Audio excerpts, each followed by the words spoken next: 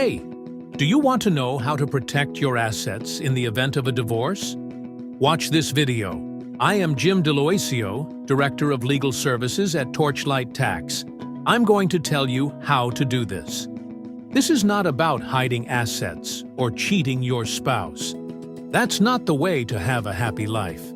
I am going to explain strategies ideally used before getting married, but which can be implemented later.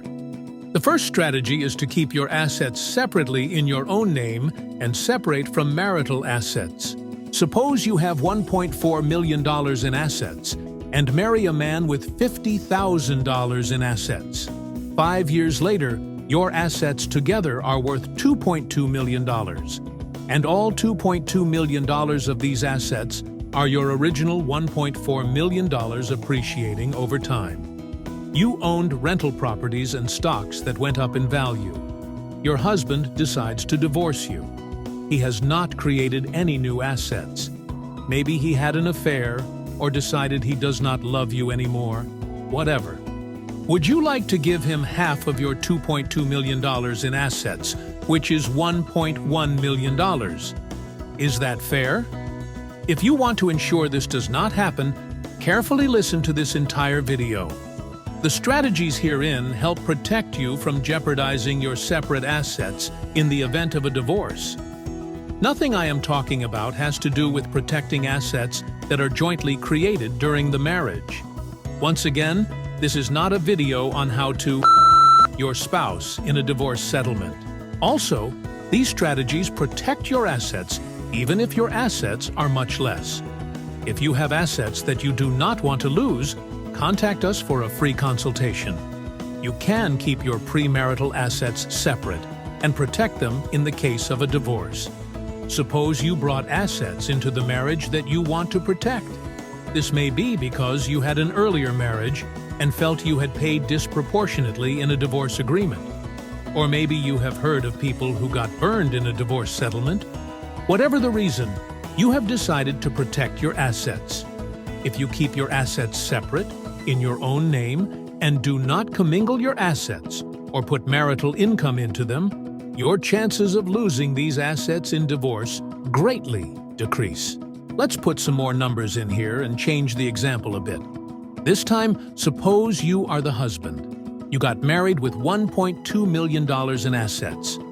Your wife had nothing. You wanted to make the marriage work, but it didn't. 10 years later, you got divorced and discovered that 50, 60, 70% of your assets went to the spouse.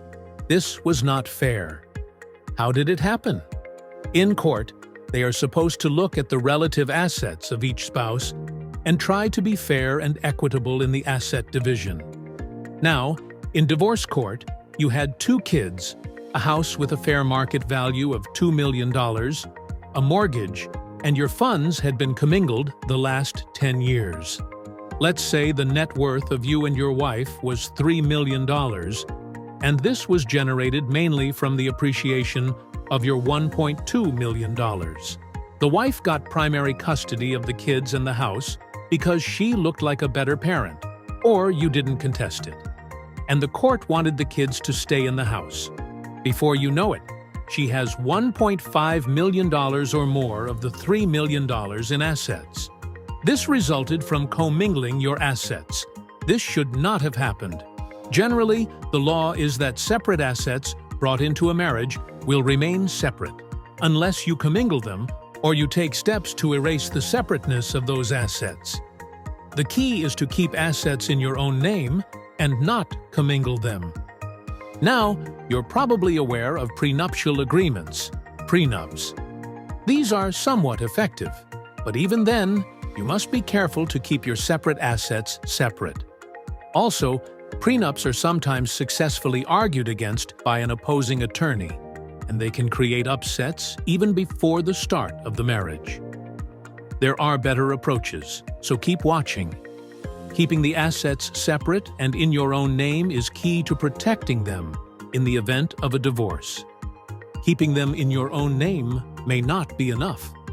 Suppose you use community assets to pay for bills associated with separate assets. This muddies their separateness. The court may decide they are part of the community assets, even in your own name, because the bills were paid out of community income and assets. Keep your assets separate and use their income to pay their bills, and this argument cannot be used against you. There are further steps to better protect your assets. An LLC structure can be used to protect your personal assets that you entered the marriage owning. This is covered in more detail in my video, Asset Protection 2024, on the Torchlight Tax YouTube channel. Your assets should be put into an LLC structure as described in this video. You are welcome to contact us for a free consultation on how to do this. Now, the next step up in asset protection is to put the LLC, LLCs, which own the assets, into an irrevocable asset protection trust. An irrevocable Nevada Asset Protection Trust (NAPT) is often considered the best domestic asset protection trust (DAPT) in America.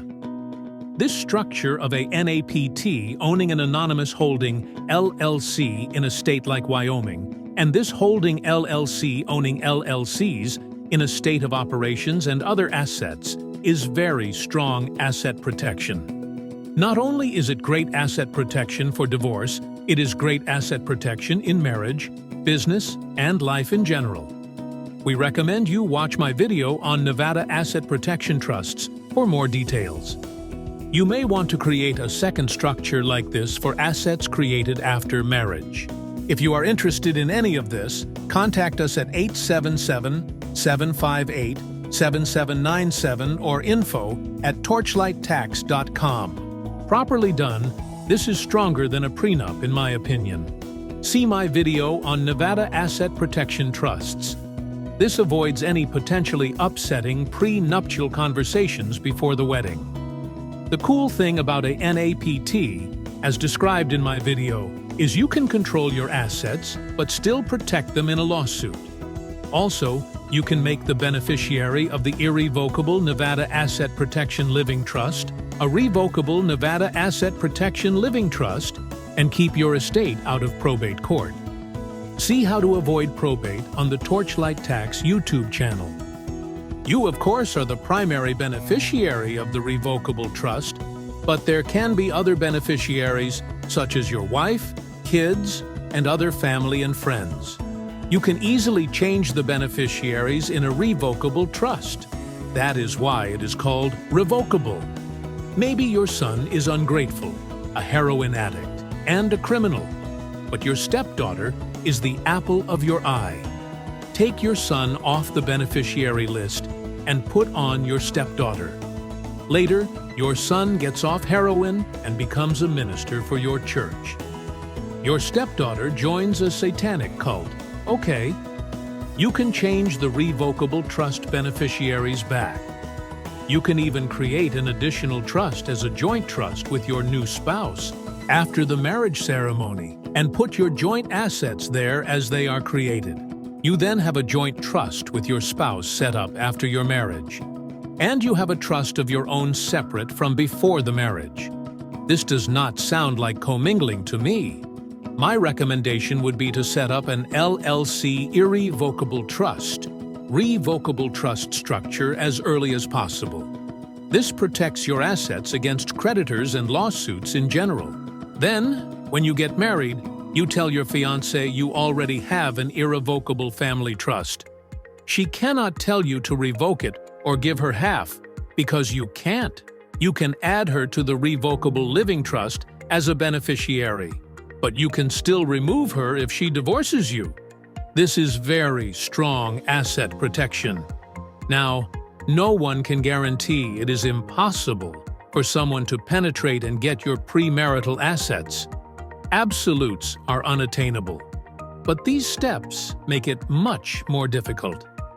The next step above this level of asset protection is a foreign asset protection trust in Belize, formerly British Honduras, Nevis, the Cook Islands, formerly part of New Zealand, or some other asset protection jurisdictions.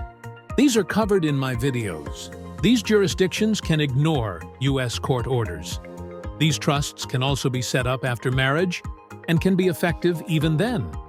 Contact us for a free consultation at 877-758-7797 or info@torchlighttax.com. If you are in a situation where after the marriage has begun, you would like to have trust protection, this situation requires special attention. Once again, the sooner you set this up, the better. But even done late, they can work.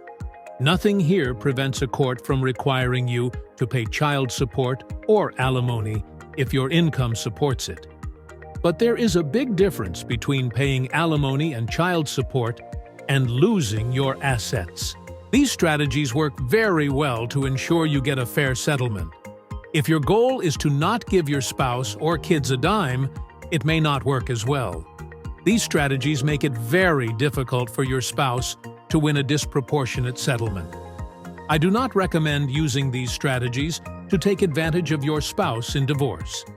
Contact Torchlight Tax for a free consultation at 877-758-7797 or email info@torchlighttax.com to get questions answered. Marriage is a wonderful thing. It can also create enormous upset, drama, and strife. Asset protection strategies properly utilizing LLCs and trusts can protect your assets. Prenuptial and postnuptial agreements are often not as effective. They may, as an added step, be useful to further protect your assets. They also can create problems. Suppose you have a couple of $1 million in assets and are madly in love with your girlfriend. Do you really want to ask her to sign a prenup agreement your lawyer has drafted? Suppose she talks to her mother, who recommends their attorney look at it, and their attorney says, "This is the worst prenup I have ever seen. Do not sign it." Do you really want to risk this? Once again, it is a question of judgment. If you are worth $100 million, a prenuptial agreement is a good idea. Maybe you want to have an agreement that, under certain circumstances, gives her $1 million, but no more. This could be useful, but I would still recommend an LLC trust structure. Another example, suppose you are Jane Doe and you have $4 million in assets and are marrying surfer Dan. 2 years ago, you put your assets into LLCs and the LLCs into an irrevocable trust that you called the Doe Family Trust, and the beneficiary of this trust is the J. Doe Family Revocable Trust.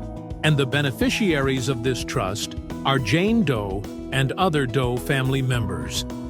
Jane Doe can change this revocable trust and its beneficiaries as she sees fit. Jane marries Dan, and you add Surfer Dan as a beneficiary of the revocable trust. And Jane controls the trust and is the primary beneficiary. If the marriage goes well, the trust protects Jane's assets. And when Jane departs this life, the beneficiaries, including Surfer Dan, receive their inheritances per the trust document and without going through probate court. This is what we expect and intend to happen. Surfer Dan and his family are happy, and Jane's family is happy, and the world is a beautiful place. But suppose Surfer Dan cheats on Jane with Bikini Barbie. Jane simply removes Dan from her revocable trust as a beneficiary. The irrevocable trust protects the assets from Dan. The revocable trust allows you to change beneficiaries at will. One other point. I personally would hate to tell the woman I love and want to marry that I need her to sign a prenuptial agreement. It can create an upset.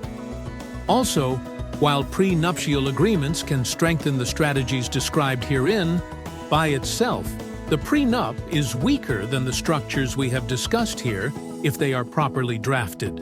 Regardless, I would not enjoy having the love of my life.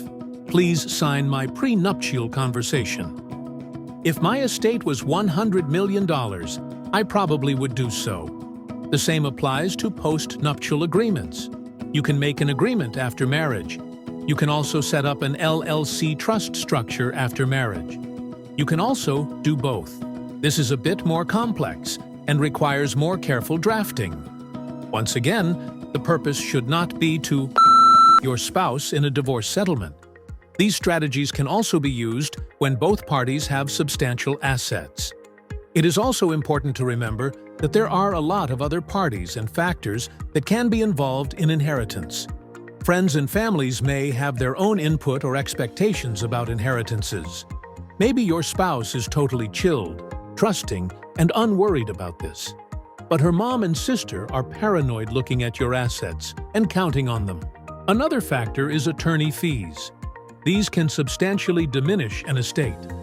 This type of structure protects your assets in general while you are alive, and when you depart, ensures your assets are handled and transferred as per your instructions and do not go to probate court. One of my friends, along with his brother, inherited a house in Ohio from his father. The father had written a will. Because the father wrote a will and did not set up a trust, the will went to probate court. The probate judge, as is standard procedure, assigned an attorney to make sure the will was properly executed. The attorney billed his hours and was paid by the judge out of the decedent's estate. The legal bill, paid out of the sale of the house, was $19,500. Ouch! There would have been zero legal bill if a trust had been set up. So take an attorney's advice. You don't need a trust.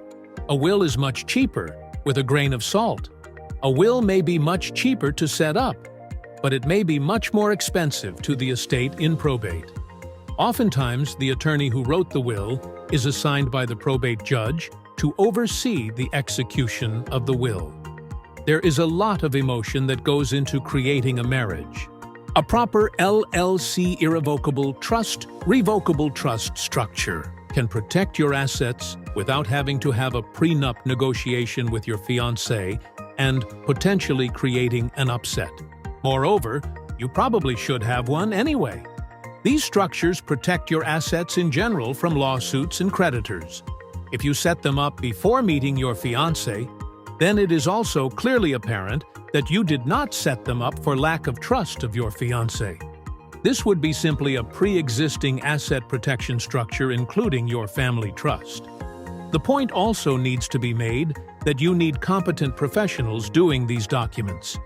Online templates may work as a bluff, but in court, they can have too many errors and omissions that sabotage their effectiveness. At Torchlight Tax, we have a gradient scale of asset protection. For minimal assets and minimal risk, cost is very low. As assets increase, more advanced strategies and entities are employed, and the cost goes up. With assets above $1 million, a foreign asset protection trust may be warranted. But even $10,000 in assets, if that is all you have, should have some gradient of asset protection. We have a whole playlist of videos on the Torchlight Tax YouTube channel for trusts and asset protection. You are welcome to watch them all. Knowledge of trusts and asset protection strategies is very useful. We have created short videos and longer videos so you can dive in and learn by watching videos to whatever degree you want. You can also call us for a free consultation. Once again, I am Jim Deloisio of Torchlight Tax. I have been working with Dave Horwedel, CEO of Torchlight Tax, since 2017. We also do taxes of all kinds and IRS representation. We can use trusts and LLCs to maximize your tax savings and asset protection. We can also do your accounting and tax filings. Contact us for a free consultation at 877-758-7797 or email info@torchlighttax.com. If you want to see more videos like this, don't forget to like, share, and subscribe to our YouTube channel.